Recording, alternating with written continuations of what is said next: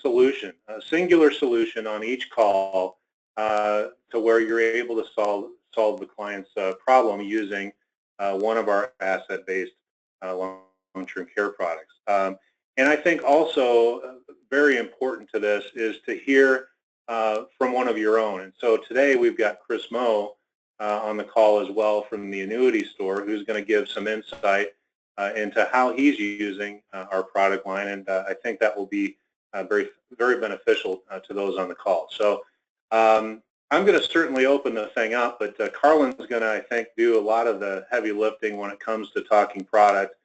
I did want to spend a little bit of time on who we are as a company, because I believe that's pretty important for you to be aware of. You know, OneAmerica, and Carlin, if you could move the slides for me, I'm having some difficulty on this end with that.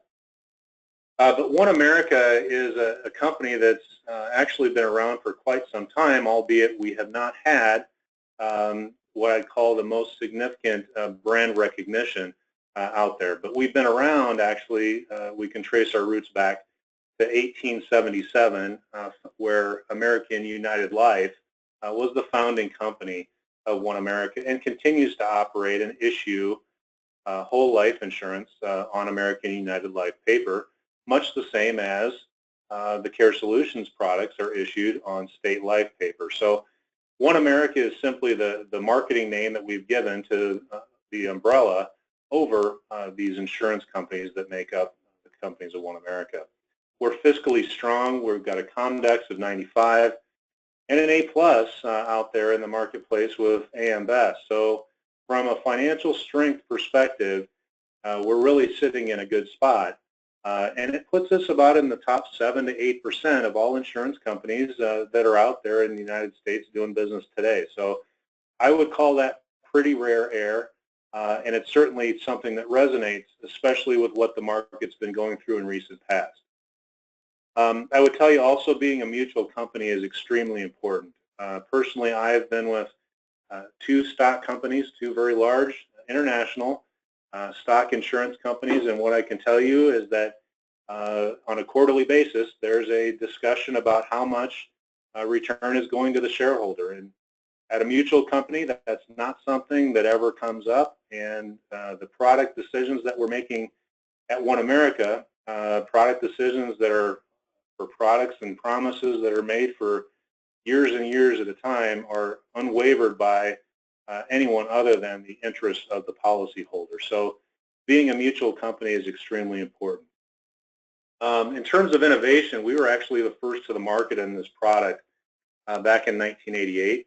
And so we've been doing this for quite some time, have a lot of experience in how this asset-based world works, and where we started with the singular asset care product where you could move money and magnify it. We've figured out ways to take different flavors of money and in essence cover long-term care needs in some unique ways. So instead of just taking cash, we can take qualified money, we can take annuities. We can do quite a number of things in terms of how to solve the problem that the client's trying to get to. And then lastly, we're a company with experience. We've got tens of thousands of people covered on our asset care product, and so we are in the process of processing a lot of claims on a daily basis. And fortunately, I know from speaking to our actuaries that all of our pricing targets are being hit, and we foresee that to continue into the future as well. So Carlin, if you could flip to the next slide. I want to share what's in it for the producer. So we've got this 10 Reasons article, and you can go ahead and click on that, Carlin. This is an article that was put in Life Health Pro, and it was written by our Chief Distribution Officer, Chris Cadre. And what the article addresses, and by the way, you're going to get access to this article as well as a number of other tools that allow you to plug back in to training opportunities with us, as well as some video vignettes on how is it that we can do lifetime benefits and guaranteed premiums. You're going to have some videos that will provide you with some additional insight after our call. But this will be one of the documents that you'll have access to in that follow-up email. And if I were a producer, I'd want to understand, well, why would I even be talking about a product like this right now. And the truth of the matter is, it's because it opens the door to a whole world of cash that the clients would otherwise say, nope, you can't have that because it's my rainy day money. And the reason I say that here is because of point number one. This is a product, Asset Care One in particular, is a product that is able to allow people to reposition their just-in-case money into an environment that magnifies it in the event that they need long-term health care. So in essence, they could turn $100,000 into maybe $220,000 or $200,000 of a pile of money that they can access to pay for care. And the reason why people would be so interested or available, making available that money to us, is because they know that on Asset Care One, if they change their mind tomorrow or 60 days down the road or a year down the road, we're going to guarantee that that initial base premium comes back to them without any erosion due to surrender charges. Now, if you add the rider to the policy, which many people do, that rider portion isn't going to come back, but at least they know that that nest egg that they'd had and repositioned from pocket A to pocket B can come back to them without any repercussions. So that's why I'm saying this product line, especially with us and that return of premium capability, really unlocks the door to dollars that producers had not traditionally had access to. Number two, it addresses a pressing need for retirement nest egg protection. So you've got a lot of people that are trying to get down the mountain of retirement now as opposed to trying to use the right investments to get to retirement. Now they're worried about, am I going to run out of money? Well, if you've got a 70% chance of needing care sometime in your life, when you're over the age of 65, that could really get in the way of a picture-perfect retirement. And so this is a solution that solves that problem. It provides cost certainty. Number three, that premiums are guaranteed never to increase. That's the beauty of our continuation of benefits rider, is that premium on the rider can never be changed. So there's a lot of certainty there. They're tax efficient. We're using a current interest whole life insurance policy. Whole life by its nature is a tax deferred investment. So as an alternative to getting nothing in a CD in terms of return, add to that the taxation. Why not magnify your money in our linked benefit product, have it grow in a tax deferred environment, and yet have a better situation, frankly, if they change their mind with our product than the surrender charge that they might pay for early termination of a CD. So really a good story there. Number five, it allows financial professionals to protect their assets under management. So, taking a piece of what is under management to make sure that the rest of it's going to stay intact, that's a smart move on the part of an asset manager. Number six, it's a solid asset on the client's balance sheet. I think I kind of alluded to that with the return of premium. And then number seven, they overcome underwriting issues. We are actually able to underwrite cases that have been declined by, say, another large linked benefit insurer and actually provide coverage with our product in asset care. So certainly engage us for more information on that if you have any questions. Number eight, they could be customized to meet the specific needs of an individual or a couple. We have a patented survivorship chassis that allows two people to be insured on a singular policy and that both can have access to those benefits should they need them. So one policy with both people having access. Very simple and frankly a very cost-effective way to structure this thing. Number nine, increasingly appealing to baby boomers and Gen X clients. I can tell you I'm 45 years old at this point in my life, and I'm very much looking at doing a Asset Care 4 because I'm going through this nightmare with my own in-laws at this point in time and seeing significant diminishment in their asset situation and also the ability to have options and choices. So being able to pay, in the case of an Asset Care 4 policy, over a period of time or to be guaranteed done paying for my long-term care solution when I'm 65, that's something that's very appealing to me. And then lastly, they're not traditional long-term care insurance policies. So ever more certain these days are people understanding that, yeah, there's been some issues with traditional long-term care. I've heard that rates have been going up, and certainly they have, and they're actually nearly at the point of our continuous pay asset care for policy. So that's why we're seeing such an increase in the amount of asset care for that's being sold. So in my estimation, a lot of good reasons why producers should be looking at this. This, I think, is a great document to use when talking with producers about why, would they be interested in hearing more about this product line. But again, expect that after this presentation is over, you're going to get some additional tools, some videos that I think will be very helpful in your efforts to promote the asset care line. So with that, I just want to say thank you for your business and for your attention. And at this point, I'm going to turn it over to Carlin to talk a little bit more about this opportunity to do the solution. So Carlin, it's all yours. Thanks, Dave. Just another tool that we're going to give you after this call, and this is a new piece. Actually, it's a piece that Dave found, and I really like it. It's a piece that you can use with your brokers. It's just indicators, or more like a profile type of piece that they can use with their clients to say, I'm going to look at my book of business, and I'm going to identify some potential opportunities that might be a nice fit for an asset-based long-term care solution. So this is the top indicators of a prospective client. So this is a piece we're going to share with you, and we'll email that out to everybody on the call.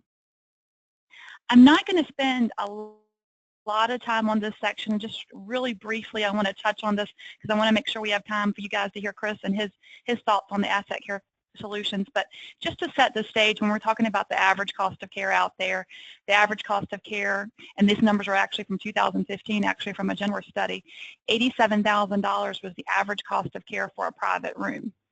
Now, in my estimation, what I've seen happen with long-term care is it just continues, the cost continues to rise.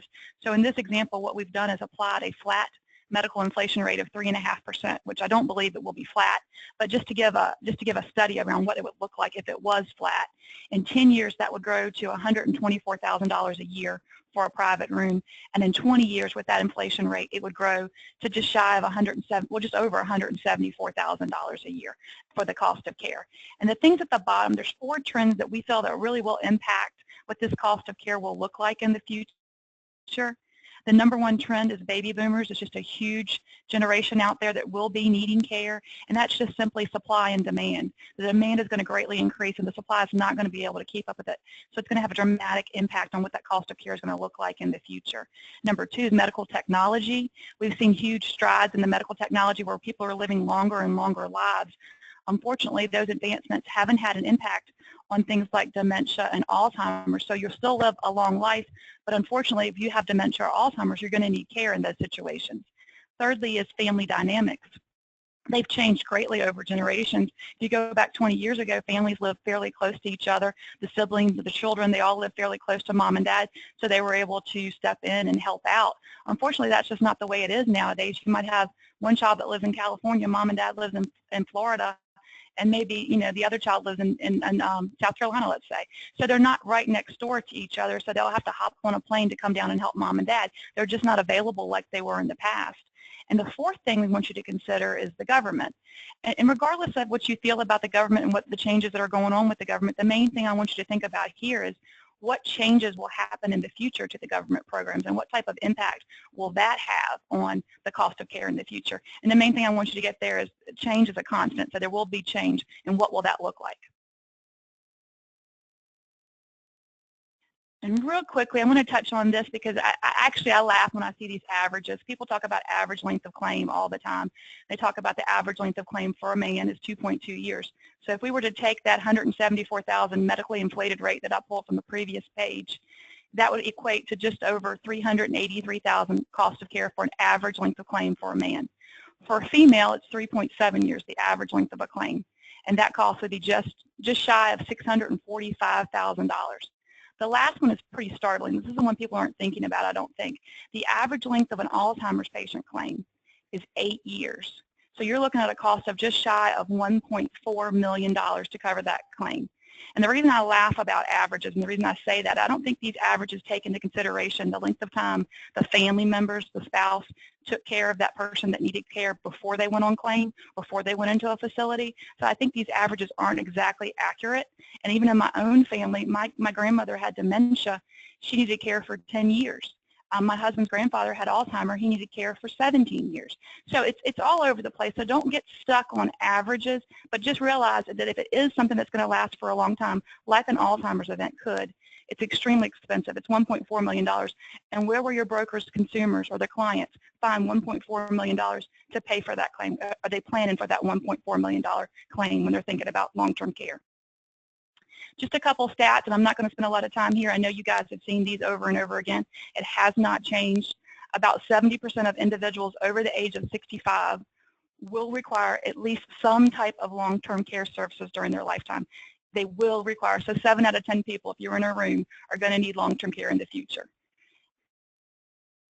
So one of the things we spend a lot of time on, and I'm not going to spend a bunch of time because we don't have a lot of time today, but one of the things we recommend you consider when you're talking to your brokers to tell them when they're talking to their clients about long-term care to ask 2 questions.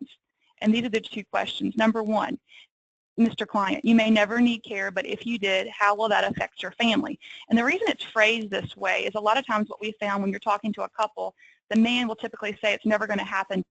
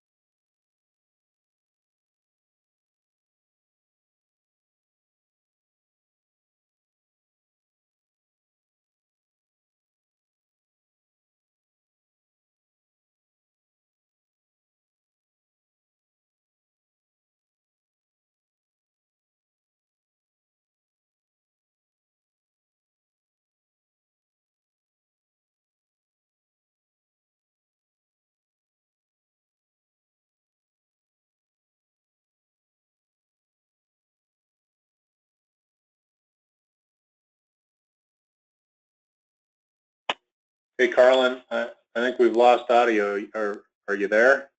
Maybe on mute?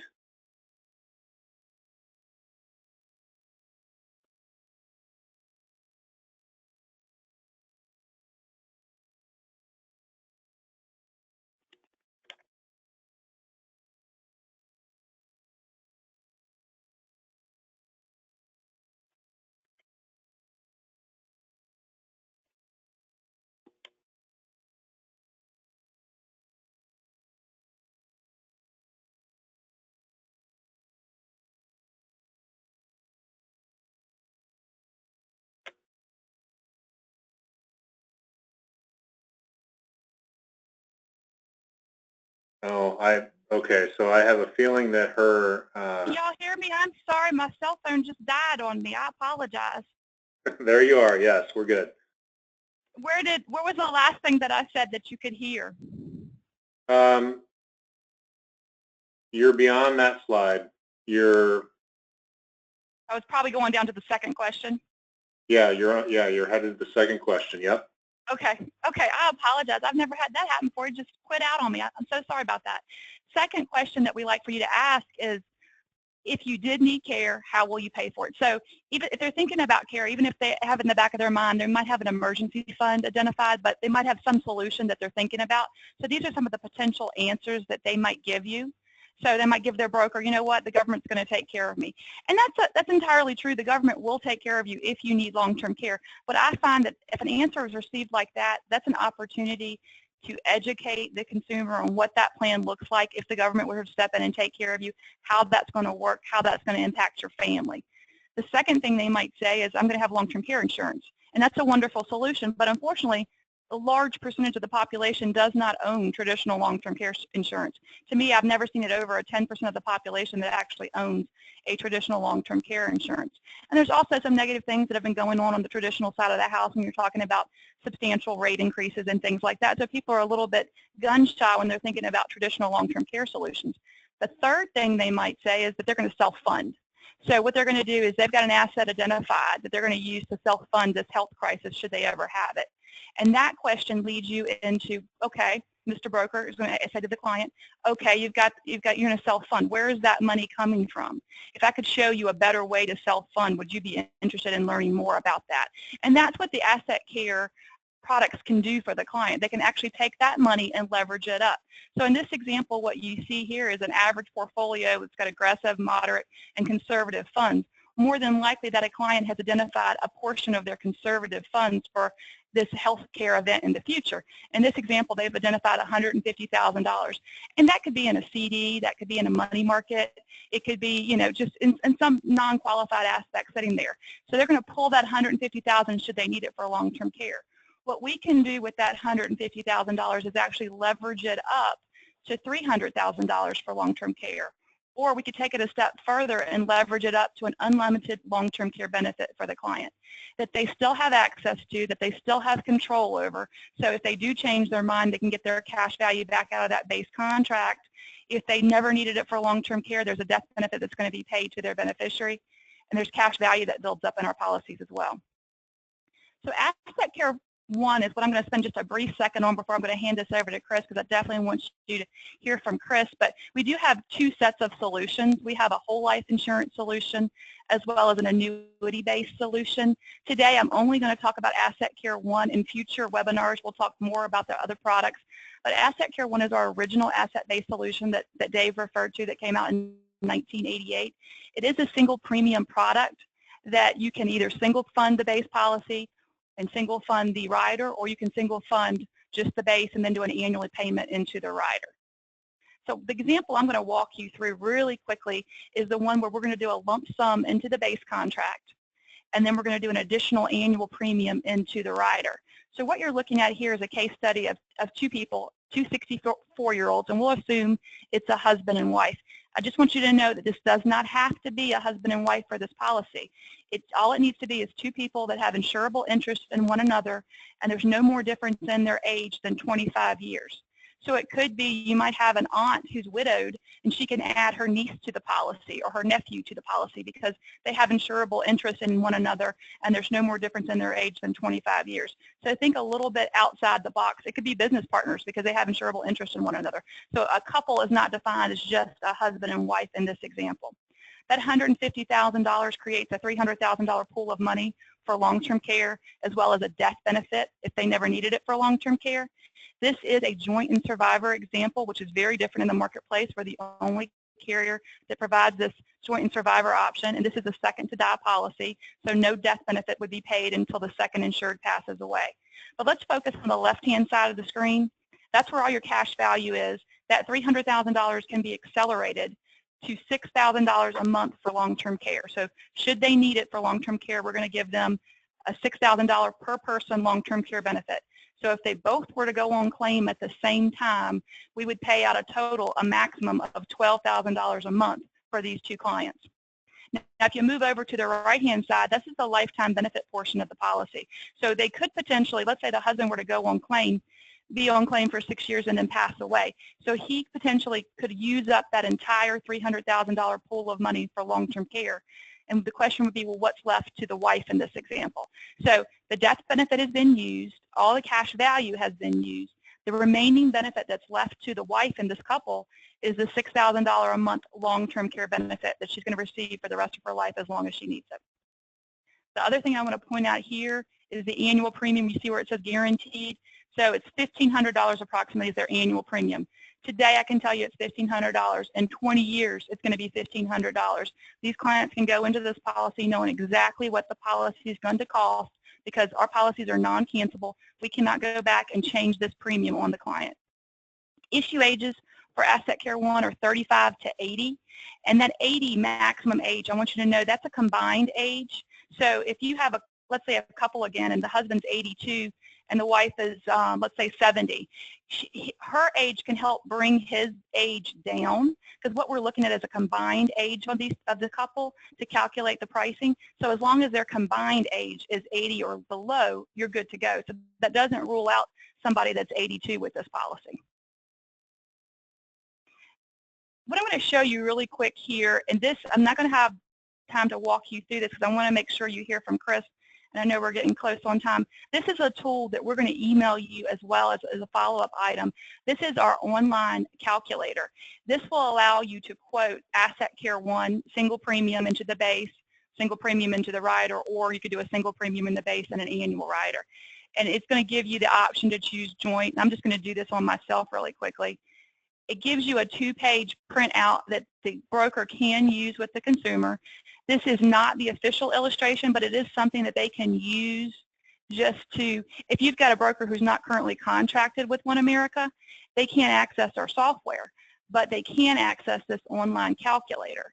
So this will be a tool, if you're just introducing them to OneAmerica and our products, this will be a tool that will allow them to play with it, do some different options on this to give them some variety. So what I'm putting in here is myself and my husband on this policy. I'm just going to show you a single premium, and you can solve for a premium amount, a death benefit, or a monthly long-term care amount. I'm going to make it just, I live in Lynchburg, Virginia, so I don't think I need exactly $10,000 a month initially. I'm going to solve for a $6,000 a month benefit. So what you'll see over here, if I can get to it.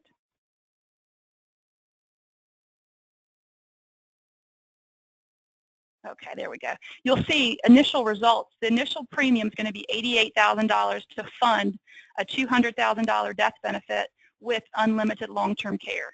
And you'll see it's $6,000 individually and then $12,000 per person.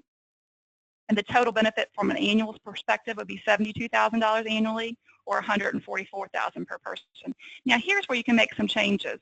So if I wanted to add inflation, and based on our ages, I would add inflation to this, I could change that.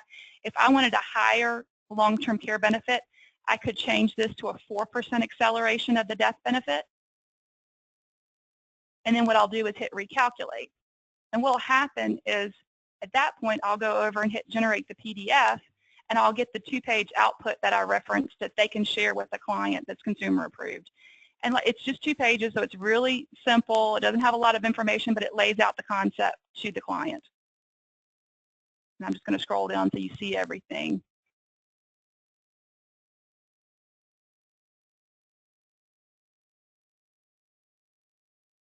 So here's where the policy in year 1, what it looks like. And you can see the annual benefit on the very last column, how it's growing over the life of the policy because we added that 3% inflation to the policy. But we'll get you this link so that you can actually play with it or share it with brokers that you'd like to have access to it. The other thing, I'll just take a moment before I hand it off to Chris, is we do have our marketing campaigns that we come out with every quarter. This quarter, the marketing campaign is all about women and long-term care and longevity. So there are links that we're going to share with you as well. I'm not going to click on them right now, but you can go into these marketing campaigns, and we actually have consumer campaigns that your brokers can utilize to run with their clients. There's also a producer campaign that you can run with your producers around OneAmerica's, but there's a lot of materials. If you're looking for a specific state, you can go down, choose that state, and they'll give you all the available marketing materials for whichever state that you're looking for, and that's from a consumer perspective as well as a producer perspective. And with that, Chris, I'm going to hand it over to you, and Chris is going to talk to you a little bit about OneAmerica. How are you doing, Chris? I'm doing great. Thanks, Carla. I appreciate the introduction. A couple things come to mind when I think of OneAmerica, and the first thing is partnership. The company really does care about their affiliates and distribution channels and have provided unparalleled marketing support and service. But I think the most important thing out of the things I just listed is their ability to cater ideas, and a few of which I'll share today briefly on the call. But I wanted to start with something I heard a long time ago that relates to the magnitude of an event. And I want to ask you guys this question and think about this. If I told you as a stewardess on an airline that 10% of the time we run out of peanuts, that's seemingly okay. If you don't get your share of peanuts towards the back of the plane, probably not a big deal. But if I flipped that and I said 90% of the time we don't land the plane correctly without incident, which one's going to be a little bit more alarming? Well, the second. So magnitude's important. And why I bring that up is because a lot of times consumers don't think of the magnitude or the impact of a long-term care event on their family. It doesn't just affect their children, but it trickles down eroding those assets for care all the way down to grandchildren, or maybe several generations for that matter. And what State Life has helped me do is discuss the product in such a way where people start to understand and quantify the value of taking a single premium or several series of premiums to protect against this loss. So to echo Carlin's idea on Asset Care One, how I position this product is a leverage play, or to magnify existing dollars or lazy assets in a CD or any type of money market account where they're earning 1% interest or less. If they pass away or become deceased unexpectedly, they're passing just the account value to the heirs. And I show them with a two-pocket approach, moving, let's say, that $100,000 money market account to the other pocket to give them long-term care protection, potential growth, and a death benefit to heirs. It's as simple as it gets when it comes to starting that discussion. And I pivot, depending on the level of expertise of your customer or your practice, over to Asset Care 4. And as the annuity store, we offer a lot of retirement products, and customers that have sold annuities in the past use existing contracts to fund Asset Care 4 over 20 years. And a very simple example of this without too much detail, and if you have additional questions, please reach out to the OneAmerica staff, Carlin and her team. But if we have a 64-year-old male with a wife that is 60, and they have an old annuity with a bonus on it, and they deposit the same $100,000, their account for income purposes starts at $110,000. And let's assume they had some decent earnings over the 10 years of the contract, and the account value grows to $210,000 for income purposes. If you surrender that contract, they're going to lose a substantial portion of that account value. I actually would be reduced down to about $101,000 and change, which is the original 87.5% of a deposit growing at 1 or 1.5% over that 10 years. Well, why would somebody want to forfeit that value? That economic benefit just vanishes. So the solution to this is to annuitize the contract, and let's say it's a 10-year period, and that $210,000 is going to generate roughly $21,000 annually for 10 years. What's going to happen on day one of the customers doing that is the death benefit to heirs is going to be $205,000. There's no 5-year payout required on that distribution for taxes on gains for the heirs, and it's almost the full value of the existing annuity. What that's going to produce for protection for long-term care is $8,233 per month for him and his spouse. So more appropriately, that's about $100,000 a year of income protection for long-term care. Now what happens? Let's talk about magnitude again. If they go well beyond that life expectancy for a female of 3.7 years and the male 2.2, and they have an Alzheimer's event, and that event occurs for 8 years, that family would turn $100,000 into roughly $790,000. If they both needed care, it would turn into $1.5 million. So the last question I would leave you with is, where in this industry can you turn $100,000 into $1.5 million to protect your client's family and protect their assets? And I hope this was helpful. Carlin, thanks for having me on as a panelist, and thank you for all the support as a true partner. Thank you, Chris. That was an excellent idea. I really appreciate it. And I know we're getting close on time. I want to respect your schedules. Just the last couple pages are just our contact information. I'll be sure this is included in our follow-up items out to everybody that attend the call. I'm going to hand this back to Dave. Do you have anything you'd like to say to wrap up? No, Chris, thank you again for those ideas, because the most important thing is people are hearing from others that are, having a good success with this, and I know that you guys certainly are. And in my estimation, you know what, when I was selling the product as I was back in 1996 in a financial institution, it boils down to a pocket A to pocket B, and if you keep it simple like that, people are very interested in taking action on moving forward with the product. So thank you again for that. I would say also thanks for your time today. Please do expect that you're going to receive not only this document here that gives you some contact information, but also the information about stuff that you can use with your producers, the video vignettes that I think are very helpful to frame up this opportunity. So with that, I just say again, thank you, and we can wrap the call, Carlin, unless there's anything else you have.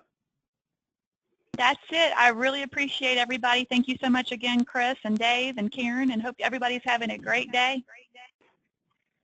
All right, great. Thanks again. Thank you very much. We appreciate this today. We really do.